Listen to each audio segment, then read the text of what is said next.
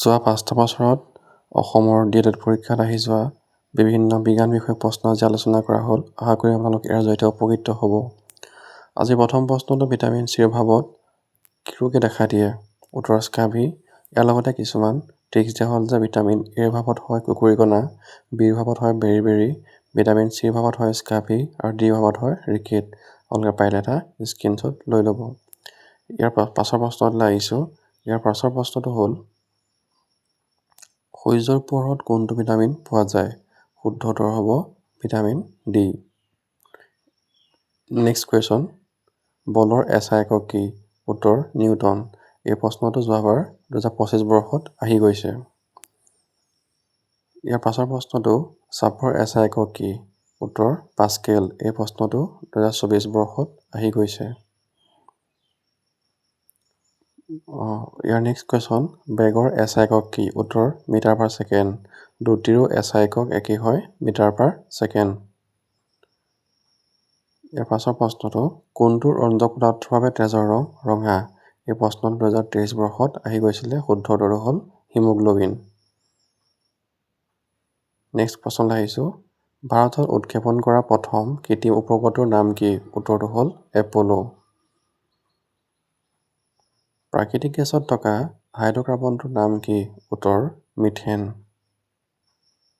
Next question, উষ্ণতাৰ SI একক কি? উত্তৰ কেলভিন। গতিকে এই প্ৰশ্নৰ পৰা আমি অনুমান কৰিব পাৰিলোঁ যে যিকোনো এটা এককৰ বিষয়ে পৰীক্ষাত এইবাৰ অহাটো খাটাং। ভূমিকম্প পাবলৈ জোখা যন্ত্ৰটোৰ নাম কি? এই প্ৰশ্নটো 2025 বৰ্ষত আহি গৈছে। ইয়াৰ শুদ্ধ উত্তৰটো হ'ব ৰিক্টাৰ স্কেল। নেক্সট কুৱেশ্যন, কোনে কোষ আৱিষ্কাৰ কৰিছিল? শুদ্ধ উত্তৰ ৰবাৰ্ট হুক। ৰবাৰ্ট হুকে 1665 চনত কোষ আৱিষ্কাৰ কৰিছিলে। গাখীৰক দৈত হোৱাত সহায় কৰা এচিডটোৰ নাম কি? উত্তৰ লেক্টিক এচিড। আলোকবৰ্ষ কিহৰ একক? উত্তৰ মহাজাগতিক দূৰত্ব। লেন্সৰ ক্ষমতাৰ SI একক কি? উত্তৰ ডায়প্টাৰ। ইয়াক বৰফলাত ডি আখৰে সূচোৱা হয়। দন্ত চিকিৎসকে ৰোগীৰ দাঁত পৰীক্ষা কৰিবলৈ কোনখন দাপোন ব্যৱহাৰ কৰে? এই প্ৰশ্নটো 2025 বৰ্ষত আহি গৈছে। ইয়াৰ শুদ্ধ উত্তৰটো হ'ব অৱতল দাপোন। কোনখন দাপোনে লক্ষ্যবস্তুৰ সমান প্ৰতিবিম্ব গঠন কৰে? উত্তৰ সমতল দাপোন। ইয়াৰ পাছৰ কুৱেশ্যনলৈ আহিছোঁ।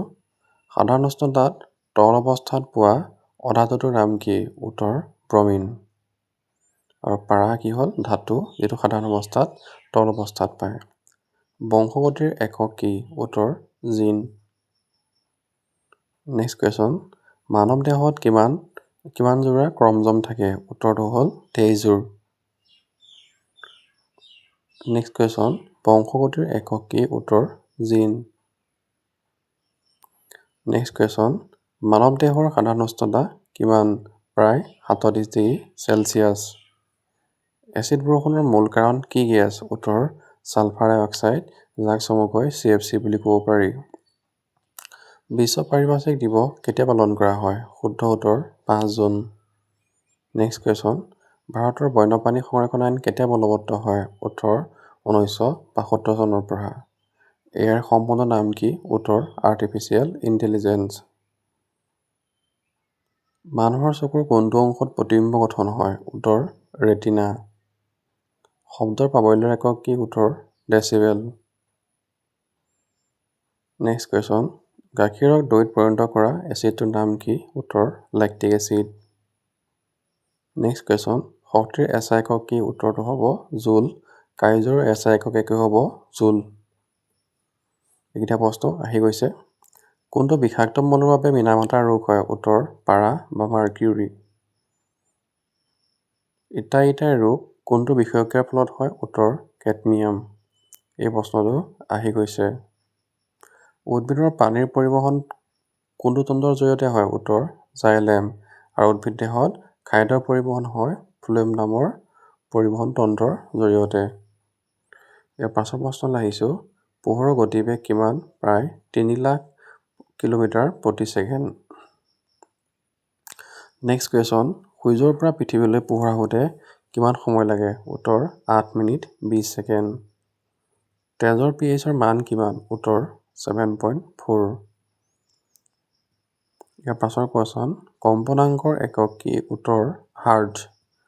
আৰু মানুহৰ চাহিদা সীমা হ'ল 20 হাৰ্জৰ পৰা 20,000 হাৰ্জৰ ভিতৰত।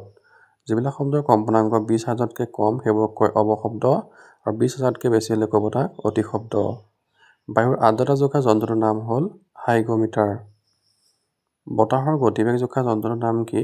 উত্তৰ এনিমমিটাৰ। ইয়াৰ পাছৰ প্ৰশ্ন, পদাৰ্থৰ চতুৰ্থ অৱস্থাটো হ'ল প্লাজমা। নেক্সট কুৱেশ্যন, থাইৰক্সিনৰ অভাৱত কি ৰোগ হয়? উত্তৰ গৰল ৰোগ।